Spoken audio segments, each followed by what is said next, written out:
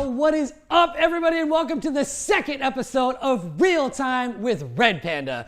I'm super excited to be here. My name is Bart Farrell. You can check me out on Twitter as birthmarkbart. Extra excited, as you can see, in holiday attire. Getting ready to kick off the holidays very, very soon. In that festive spirit, sharing is caring. It is in giving that we receive. And today we're going to be giving you a very full rundown of the unification of real-time and historical data in a feature, a very exciting solution that's being provided by Redpanda that's called shadow indexing. Before we get into that though, just a couple of reminders. Lots of hot content coming out right now regarding Redpanda in terms of a blog that we'll be sharing. We're shadow indexing, as well as other things are mentioned in that blog post. We'll be putting them in the chat so you can check that out.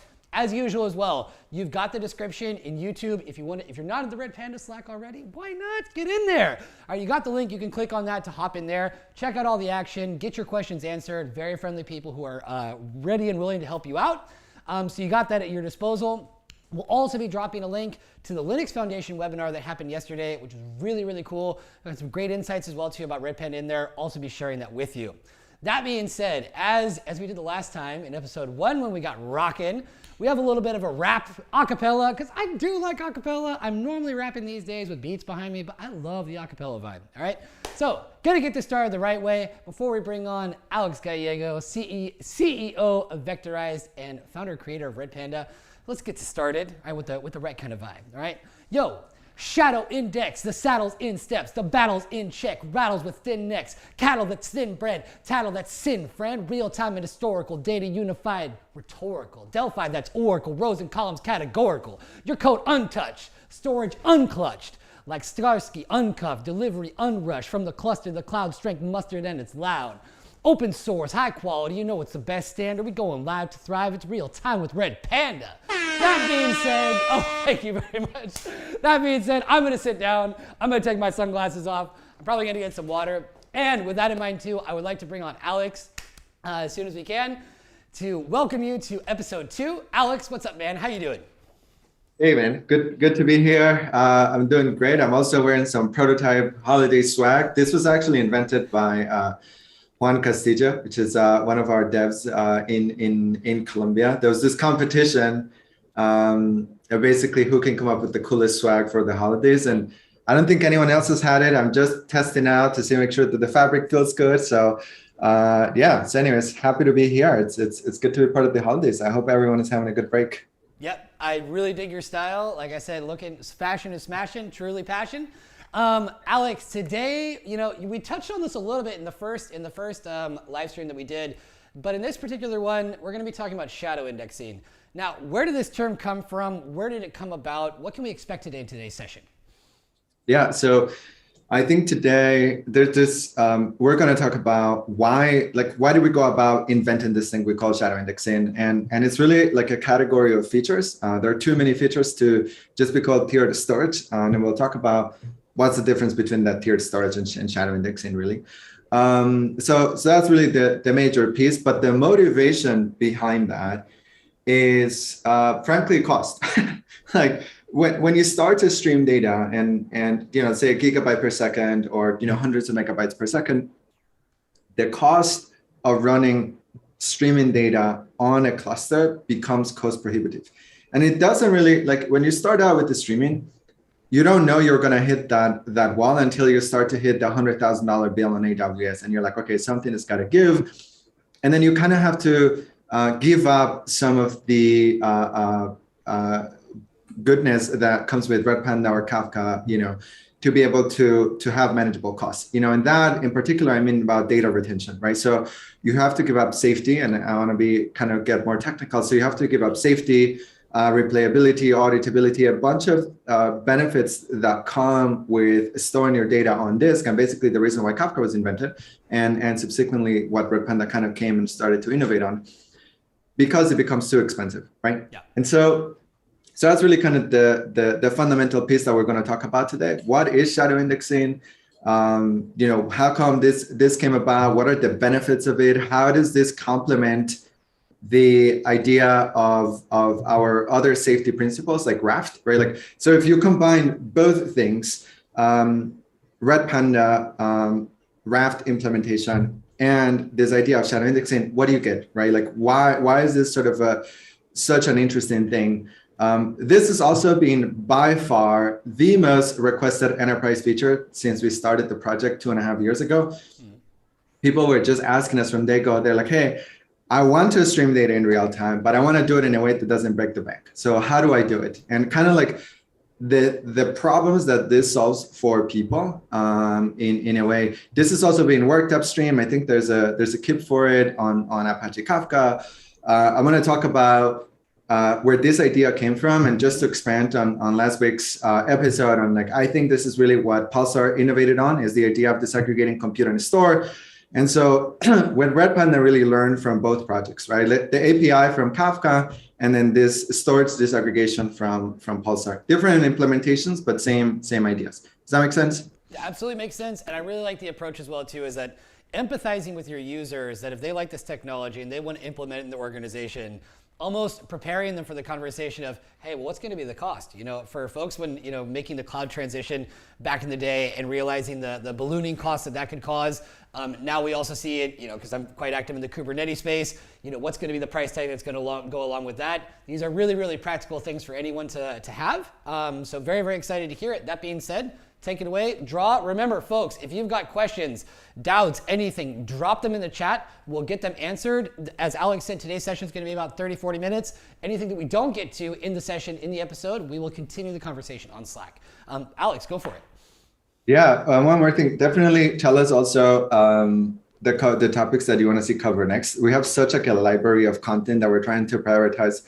What do we cover? What do people actually want to learn about Redpanda, the implementation, kind of our view on streaming. Anyways, before we get started, just a huge shout out to the shadow indexing engineering team.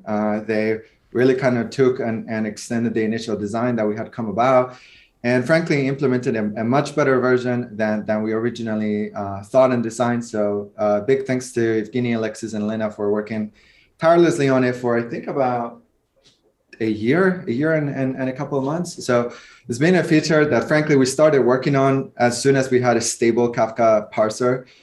It's just taken a really long time. And today we're going to talk about in particular why it took so long. And it's really about data loss. That, you know, it's really challenging to make sure that we don't have data loss in the presence of a multi-tiered storage architecture. So anyways, with that, let's get started. I think I always like to start with this with this graph where Redpanda sits in context with other streaming systems. And so on the far right, it's just sort of the evolution of streaming, right? Like Redpanda is the evolution, I think, in my view, at least.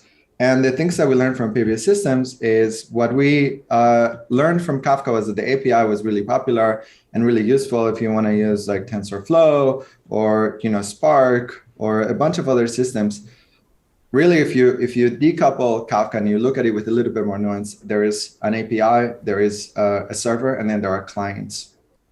And we took basically 2 out of 3, right? The API, the client code, were being fully compatible, but we're a different implementation. So we really get to leverage a lot of the lessons learned and a lot of the battle tested code there. Real quick question from the audience, sorry. Just to double check, are we first going to be talking about indexing or multi-tiered storage, or both? Good question. I need to give you the context for our version of multi-tiered storage, just so that you understand where the indexes come from. Okay. And actually, shadow indexing, remember, is an umbrella feature is an umbrella term for multiple features. So I just need to give you the context of like the evolution. So I do need to talk about different tiered storage with EBS, local storage, S3, shadow indexing, and then read replicas and other things that come with it. It's an evolution of ideas, and today is about exposing those ideas. Does that make sense? Okay. Perfect. Sounds good. We just got an audience that's hungry for knowledge. Anyway, go for it. Awesome. Yeah. So we'll move fast. I speak really fast, so I'll continue at this pace. Watch it on YouTube later, or ask me questions and ask me to stop. Pulsar really brought about, I think, as the main idea, the disaggregation of compute and store. What happened in practice is that S3, the API of S3, really became the true disaggregation of compute and store.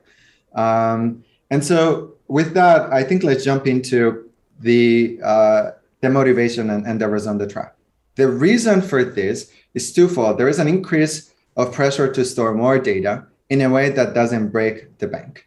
And from a cost perspective, right, running the instances that manage a bunch of disk with like Raft protocol, the Kafka API, etc., is too costly and too sophisticated for what people really need for historical data, right? So we're able to leverage.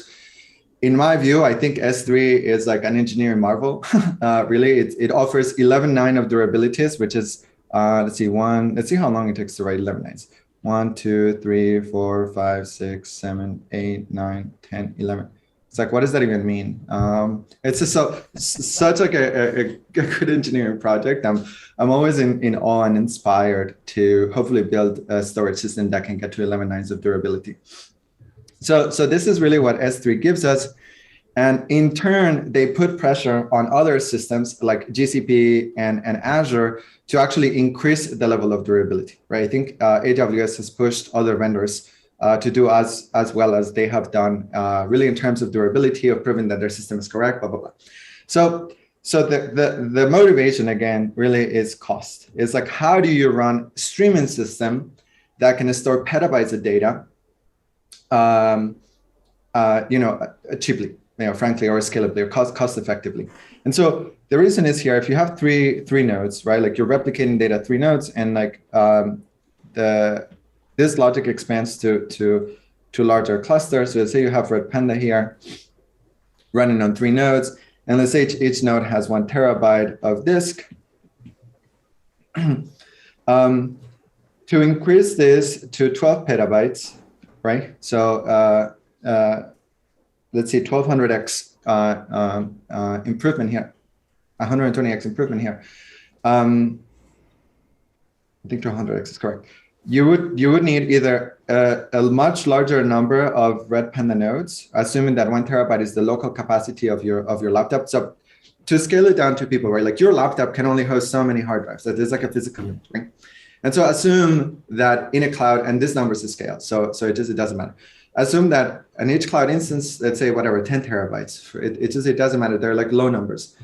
When you start to think about multiple gears, when you start to think about auditing, when you start to think about legal reasons, right? Like there are companies that are required to store 5 years of data. And so, but if you're pushing, right, 500 megabytes per second, it is a ton of data, and so the cost, when implemented shadow indexing, the cost shifts from instance into the proper, really, I think, cost and economics for people into tiered storage.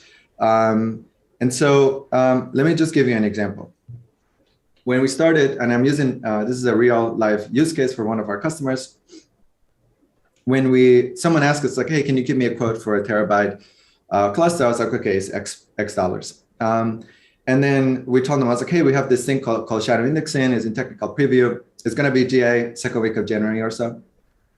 And mostly because we're stepping into the holidays, and I don't want support in our Slack community. It's like, I run this in protection. I was like, wait for the engineering team to come back from the holidays. So when our customer went and they started running, they started running the 1 terabyte workload, and then we told them we had shadow indexing. They're like, wait, hold on a second. Can we actually shift the cost to store 12 petabytes? And the meaningful difference is that the instance cost literally gets lost in the noise. This is in the tens of thousands of dollars, and the other one is in the millions of dollars at cost with the storage provider, right? So that's really kind of the main motivation. Now, whether you're in compliance or not, or you're in, or you need it for auditing or access control, et cetera, it all works. The idea is that this works transparently, and the user doesn't really care. We could be called bar, foo, or whatever. The client code does not change. And so if you have an ML application, right, so let's do kind of 2 disks. And so this is local, and there's multiple versions of local, so we'll dig into that. And then this is S3. And this is the historical data, right? So this is the historical part. So the idea is that if you have a real-time application, right? like actually iterating over the tail of the log, right? So actually writing and reading from the tail of the log. It'll just work with Redpanda, right? Using the Kafka drivers, blah, blah, blah. Nothing changes. That stays true. Now, what happens is when you want to go back and let's say you have a machine learning application, let's say you're trying to remove racial biases from your credit score application for your credit card company, and you're like, you know what, we really messed up. Like Apple messed up with having worse gender biases in the credit score application for the Apple credit card.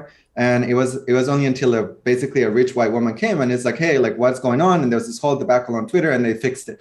The point is, if you want to retrain your algorithm to remove that kind of racial biases without changing code, what you do is you simply tell Redpanda, let's say you have an ML use case, you simply tell Redpanda, actually, I need both. I need you to read from the beginning of the log so I could retrain it.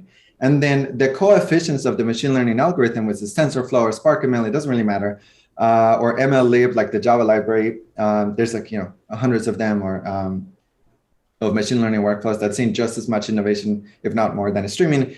It'll eventually fit into the real-time use case that is deciding whether, as a woman, you're going to get a better credit card or not, or whatever it is, right? Like the point of it is to give developers the right tools to not change the application code. And so when we mean unifying historical and real-time data, it actually isn't the computational model.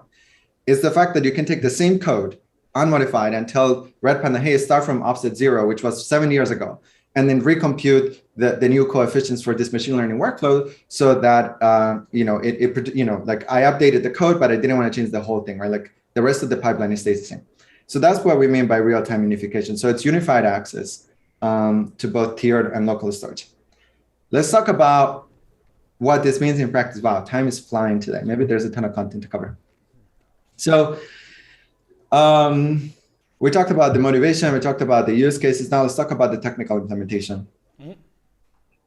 This is going to get very detailed very fast. Two things. People don't have to obtain this level of sophistication. That's how we run it on our cloud. And that's how we think it's really cost effective to run. So the idea is that you move from storing locally days of data to hours of data, right? And so we have a trigger that we wrote that says we cannot delete data locally. So remember that a queue is first in, first out, right? Like it's kind of queuing up for a restaurant, assuming the restaurant has infinite capacity.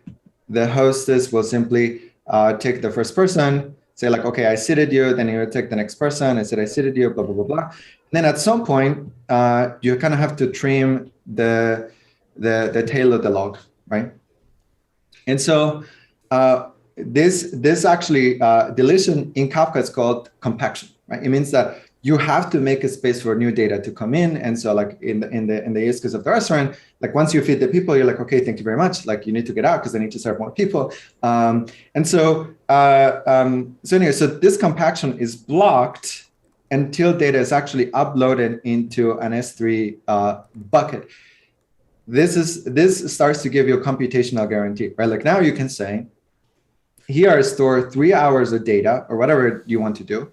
But in S3, store 7 years, right? And you can set different bucket policies for each part of the subsystem. There are two different things. One is really like in case of a total screw up, like whatever, like I deployed the wrong application and I was like, oh, crap, like this whole thing is crashing. Like I can continue to accept writes, but I need to reprocess my reads. I made like I was in ad tech before and we would make a click-through algorithm mistake. And I was just like, everyone all of a sudden has like a 2% lift in click-through rate and the spends are all over the place. And so you need to redeploy, like you stop depleting, you redeploy. And so that's what this 3-hour bucket is really meant to do. It's like meant for truly like low latency access of this particular data that you care about. But S3 becomes your disaster recovery.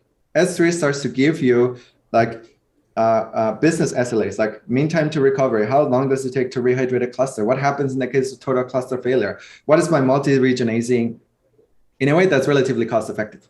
So there are multiple ways of managing costs depending on different availability and throughput and latency requirements that people have, whether they want to have the data on multiple AZ, so AZ1, AZ2, AZ3, right? Like you can have intra-AZ communication costs, or alternatively, you can have this communication across S3, and then you can defer the multi-AZ bucket to S3 at the expense of data loss of, let's say 10 minutes in case of a total cluster failure that you haven't uploaded the segment to S3.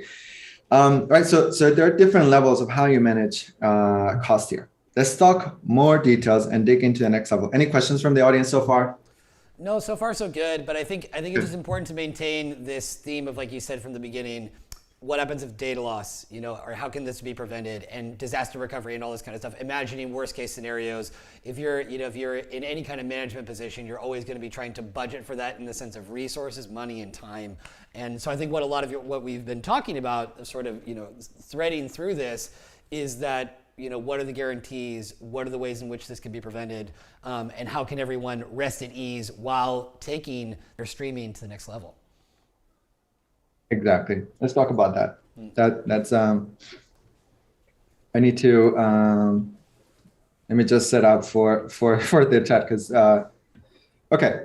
So what happens is that there's multiple kinds of reads, right? We talk about the real-time use case.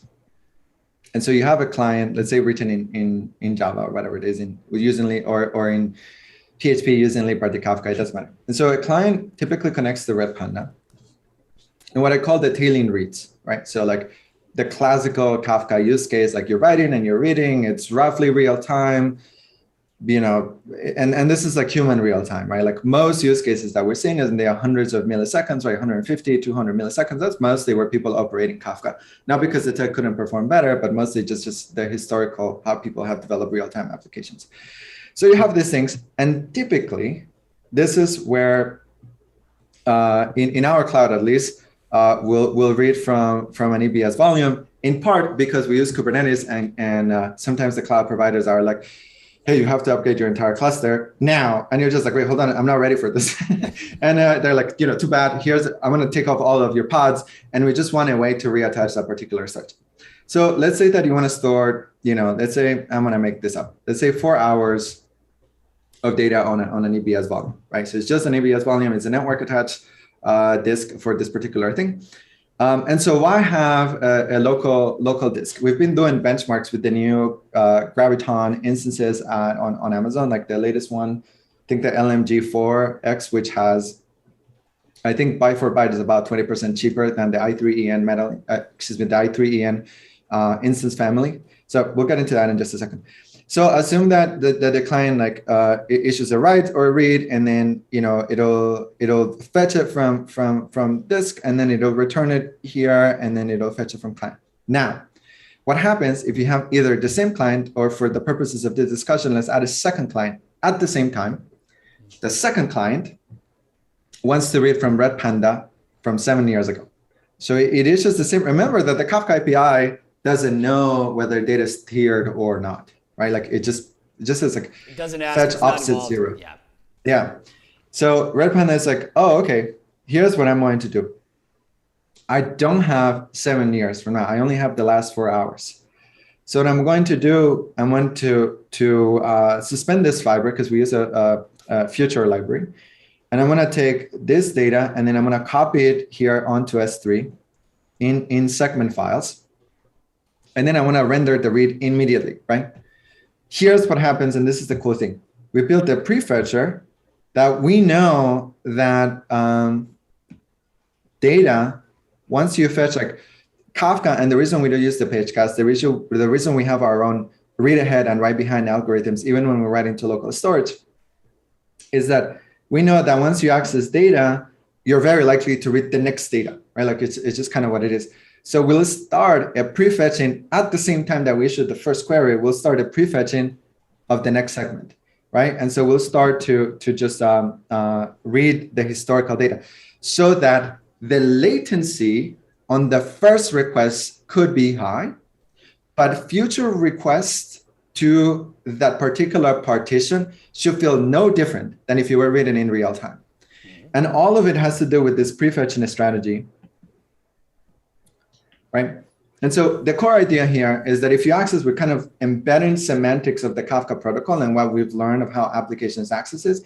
And so subsequent accesses are very, very likely to be cached locally or be on their way down, right? And so there's a bunch of smart synchronization algorithms in the core of Kafka, of Redpanda, that will start to fetch data from the tiered storage to render the reads from the user. And so to the application, recomputing the credit score bias removal, it just feels real time. They're like, oh, whatever. The first request took a second, I think, right? And so if you're looking around fetching data from S3, which is like a gigabit per second per bucket, and we have like strategies to make sure that the objects are distributed across different buckets in S3, clients can't really consume that kind of throughput anyways. And so they'll see a spike for a second for the first, let's say a couple seconds. But then after that, it smooths out. And because it's trained and knows where to go. Really quickly, sorry, just a couple of questions. How does reading from historical storage affect other clients reading from the local storage? So smart. Hugely if you don't use diverse storage mechanics like this, right? So by design, I actually wrote local and EBS, but in Redpanda, it's IOPS that matter. And so basically what the person asking this question is saying, how do you ensure that that you're not saturating the IOPS for the real-time use case, sacrificing for tiered storage? So what we recommend, whether you want to run both locally or on EBS, up to you, really, it doesn't matter. There's like lots of use cases where this matters, is a nuance matters per use case, is have two volumes, right?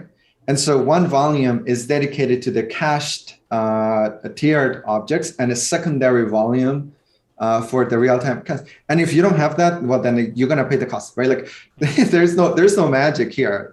What we're giving you is computational primitives so that you could choose what is your performance. And frankly, a lot of people aren't in the latency sensitive use cases. To them, it's much more interesting to run a cost-effective solution.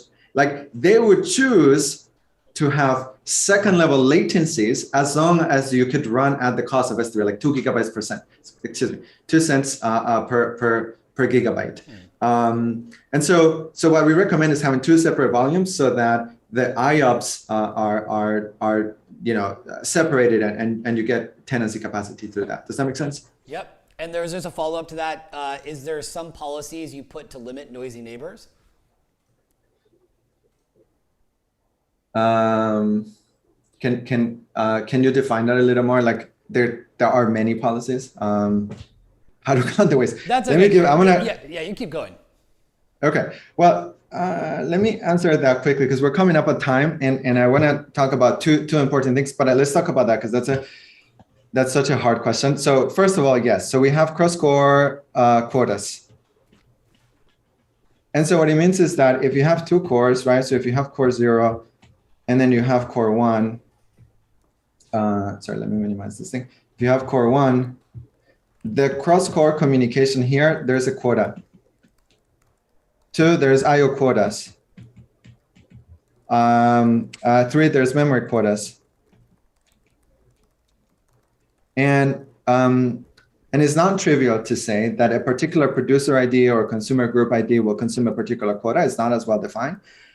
What it is defined is per subsystems. And then there are a bunch of PID controllers. And what PID controllers do is they ensure that the foreground work is not affected by background work. A background work would be like uploading the segments to S3, right? Or prefetching the next set of segments.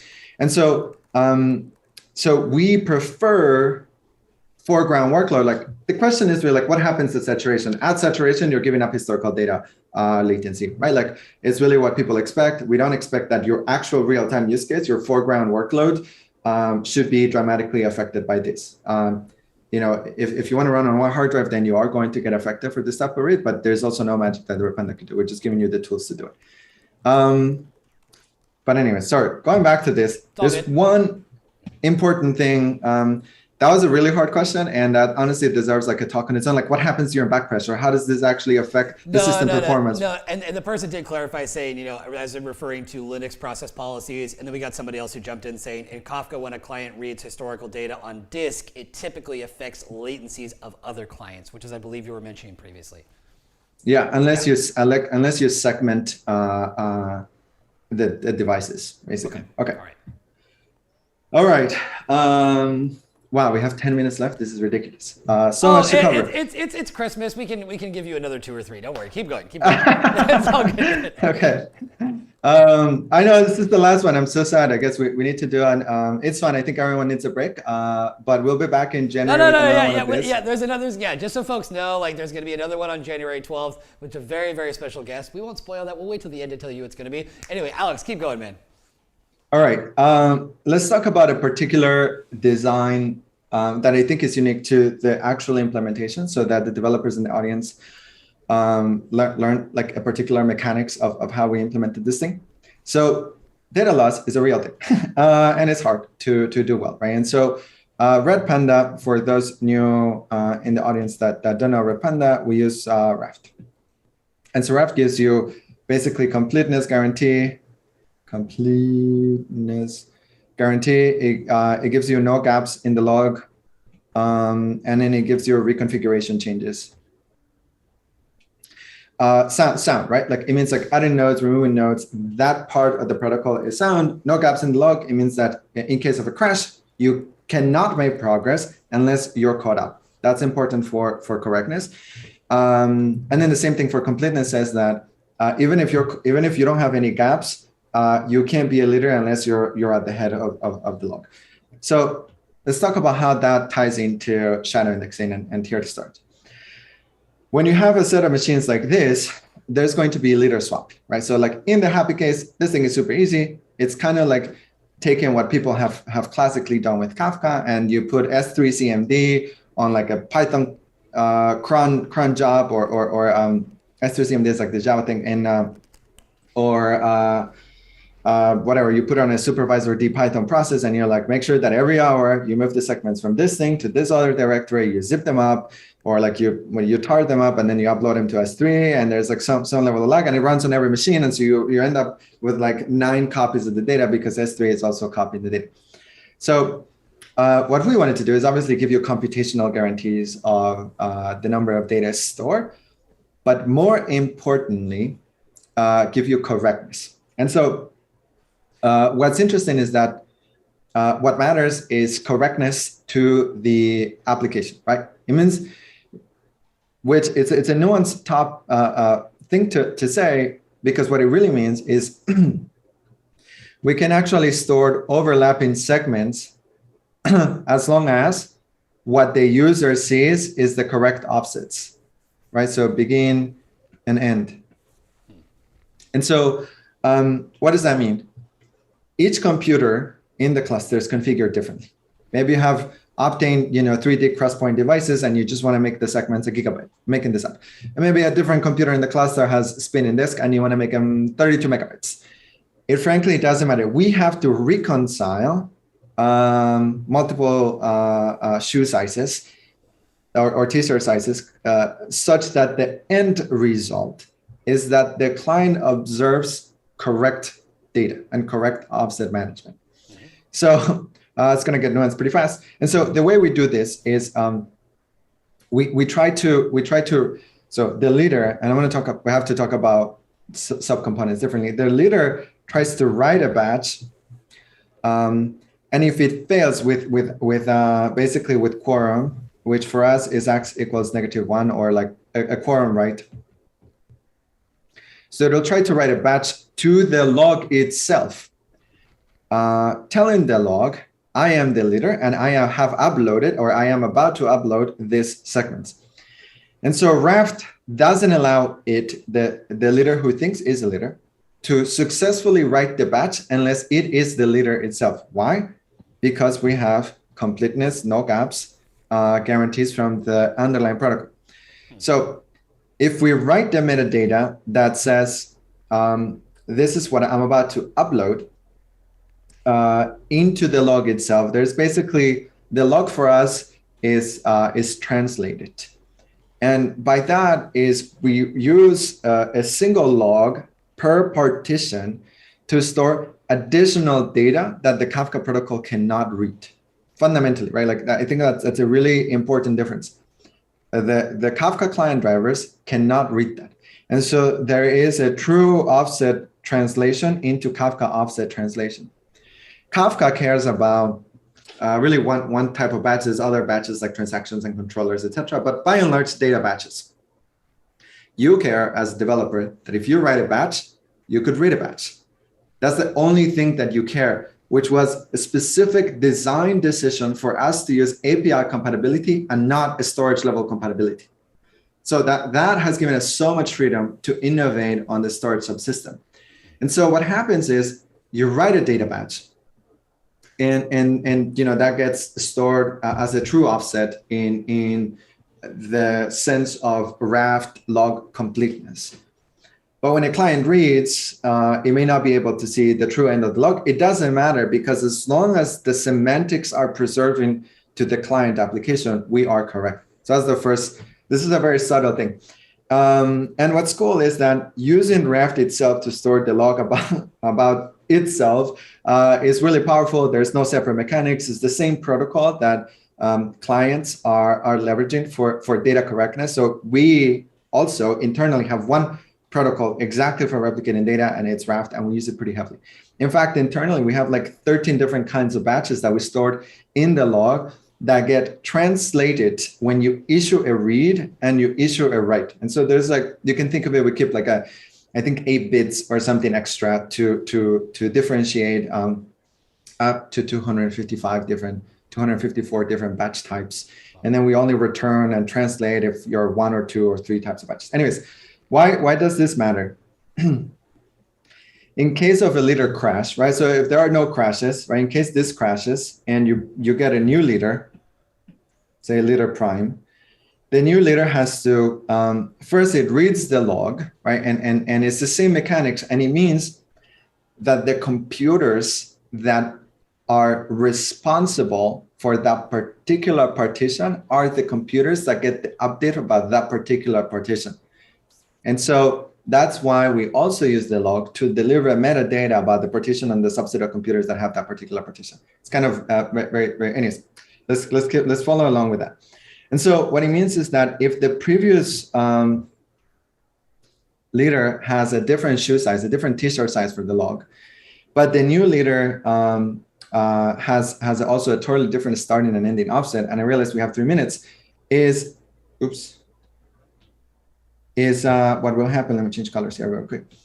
What will happen is that we'll note this small overlap between the t-shirt sizes, and we'll simply record the metadata. And what we'll say is that technically we can download a little bit more data, but let's see. This is the first segment, right? So like half of the first segment, and then this is the second segment, right? And so the leader always trumps the data. What does this all mean? This is all very nuanced. To give you the guarantee of correctness, right? So like I would rather store a little bit more data on S3. Like remember, this is in the case of a floppy leadership on a cluster, right? Like you have a cluster and there's a ton of churn. Because your applications were using like a log, whatever, and there's like a logging library that needed update, and so you needed to update a bunch of nodes, or for whatever reason, right? Like you need to update some firmware. There's a bug. There's like a hard bleed from SSL, whatever it is, and you just have to cause a bunch of leadership re-election, right? You still have to preserve correctness. Regardless, like the whole point of us being a storage experts is that you, the user, don't really have to care about the data correctness. We, as the storage engines, obviously have to care about that. And so we'll always opt in to override a little bit more data as long as the semantics of the applications are not violated. And we achieve that by storing a little bit more data and doing an offset translation layer. And this is probably, I think, one of the coolest tricks that I was just chatting with my engineering team this morning. And they're like, hey, they haven't seen a bunch of a storage engine using the log itself to deliver the information about itself to the subset of nodes that care about it, the partition itself, and basically this Raft barrier to ensure. And so this to ensure that is correct and you're the leader. And so this happens for every segment that you upload. So the last piece of knowledge here that I want to kind of share is that this happens at segment boundaries. What does that mean? When you save data into Redpanda, you chunk your data into particular files, and then that file wholesale is uploaded to S3. And so typically on a really busy system, it often means like 10 minutes of data or something like that. Remember that the data is replicated 3 times. Go ahead. Quick question. Is there a cap on how big that overlap can be? No. Yes, obviously one segment size. And so if the new leader is like, hey, my segment is bigger, then it overwrites the previous segment. Okay, cool. Yeah, so it's bounded by one segment size. In practice, we're literally talking about kilobytes of data. In practice, it just means like one more batch or one less batch is that kind of stuff. Yeah. I think that's basically all that we have time for. Let me wrap it up by saying it is per segment, and the segments are configurable, and you can choose the segment size. And so and per topic. And so if you have a topic that doesn't see a lot of traffic, set it to low so that you can understand semantically with your actual application that is doing job, the thing that is useful. What is the segment size versus other, like your fire hose application? You want that to be all about efficiencies. That's probably the revenue generating workhorse, blah, blah, blah, blah. And so you want that to have, probably different kind of guarantees than lower access topics that are used for metadata. Does that make sense? Yeah, it does. And I think, it's interesting. We started with this, the simple explanation of if we're thinking about, all right, there's going to be immense cost savings here. Then we dive deep into seeing all the intricacies of what's going to make that happen. And then nice to be finishing this way with kind of how we started. For some folks that might be new out there, because once again, to repeat what we mentioned in episode 1, 60% of the folks that are approaching, Redpanda are relatively new to streaming data. So understanding, the various benefits of it, and once again, the things that Redpanda has iterated on as we looked at that historical graph, both today as well as in episode 1, of seeing the additional things that are being added there, and that you don't have to sacrifice just because things are going really fast. You don't have to worry about data loss, and you shouldn't have to worry about cost. Why can't I have everything? So it's nice to see that getting unpacked and building on that. Yeah, we didn't get a chance to talk about read replicas and what happens. How do we talk about the three flags that you get to set on the topic? We're going to have documentations on this on the website. The reason this is called shadow indexing over tiered storage is that once we store the data, we also store an index that self-describes the data for 2 reasons. In the case of total cluster collapse, like US East 1 on Amazon goes down, and like you as a business don't really care if it's East 1 or West 2. You just need to be back up and running. And so you may have chosen to set S3 bucket policies to, let's say, be US intercontinental US replication and or whatever, your multiple regions, and to bring up a new cluster like right now, because Frank, you don't care whether a backend provider is having issues. It is your job to get your application back and running. So that's why we store a shadow index. The second thing of divorce and reads and writes and recovery, and I'll just give a hint because we're going to talk about more on this for the next couple of months, is that it allows you to have a separate cluster at the same time as your main primary writer cluster. So we only accept one writer and multiple readers. But on the multiple readers, let's say your machine learning team and whatever, your data analysts, they're like, hey man, I want to go ham and bring up a new cluster in New York because I'm hacking on this Python stuff and I just want to see results. I just want to kind of iterate on this, but I want to do it with real-time data. I actually want to do it with the source of truth, and I don't want to impact. I don't want to impact production, right? And so what you can do is, because we're offloading that data into S3, you can simply use a read replica to read the shadow index, which we haven't talked about because we kind of run out of time, to rehydrate a lazy view of a real-time writer so that your non-production impacted read cluster, we call those read replicas, can simply read data without affecting any live production workload. With that, I'll stop here because we have 1 minute and we'll close it. It's all good. For it's all questions. good. We got another question. Does this work for compacted topics? I don't know right now if it works for compacted topic. I think it only works for regular topics. We haven't figured out compacted topics, but okay. So two things. A compacted topic is really just a regular topic. Compaction is really a performance improvement. So you do have to set it per topic. We are working to make sure that it also works on compacted topic. Compaction is a big thing. It's a problem that we really haven't. I don't think we've solved well. My engineering team might correct me later, but as far as I know, I don't think it actually works with compacted topics. It works with regular topics. Okay, good to know. Once again, feel free to check in with the engineering team on Slack. They'll be happy to answer any questions you might have. That being said, we are getting close to the end. We did mention early on, though, remember, folks, this is an ongoing process, it's ongoing conversations in terms of what Alex mentioned and what we can anticipate for future sessions. There will be a session on January 12th, and the guest is going to be someone very special, very well known in the cloud native community, and his name, a little well-known person you should know, named Kelsey Hightower. Very, very actively involved in the Kubernetes community. Also did a Twitter Spaces not that long ago with Redpanda talking about the importance of dev advocacy.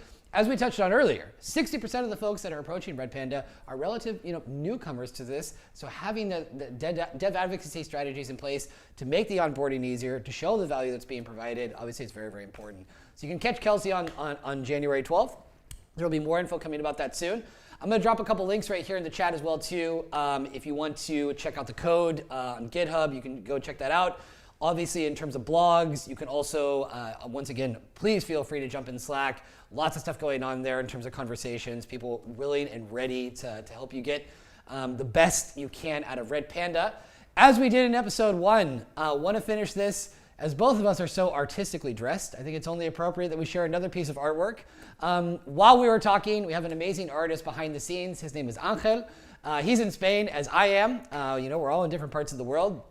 And he created a drawing. So Gorka, if you can share that really quickly, if you can share the screen so we can see what Angel created. Let's take a look. Or perhaps this is just appearing directly live, and so we won't be able to see it here where we're in the call together. But I think we can now. Very, very good. So as usual, very nice to see an artistic rendition of what was going on here while we were talking. Let's see. Gorka, ¿lo puedes compartir? Okay, cool. I guess I'm just not seeing it because of the delay. But anyway, always a pleasure, Alex. I think we got a lot out of this one. Really nice rhythm. Got to dive into a lot of different stuff. And I think, great questions from the audience. Like we said before, please continue the conversation on Slack, right? Don't just let it be something that we're talking about here. And then, no, the doubts, the curiosities, the things that you want to take further. You got a lot of great people from the Redpanda family that are ready and willing to help you out. Alex, if I don't see you before the end of the year, have a wonderful holiday. I would love to get a shirt like that, so if you've got an extra one lying around, please let me know. I will not return the favor on the sweater. But yeah, anyway, please, please continue the conversation. We already got someone asking if you can share an experience you folks have had with IO Urine. That would be amazing. So that's another excuse to continue the convo in Slack. Anyway, man, have a good one. Great to see you as always. Happy holidays, happy new year. Everybody who's out there, 2021's been an interesting year. Please be good to yourselves. Be responsible over the holidays. Treat yourself to something nice. Great. Bye, Bart. It's great seeing you. Happy holidays, everyone. All right, bye, take guys. care.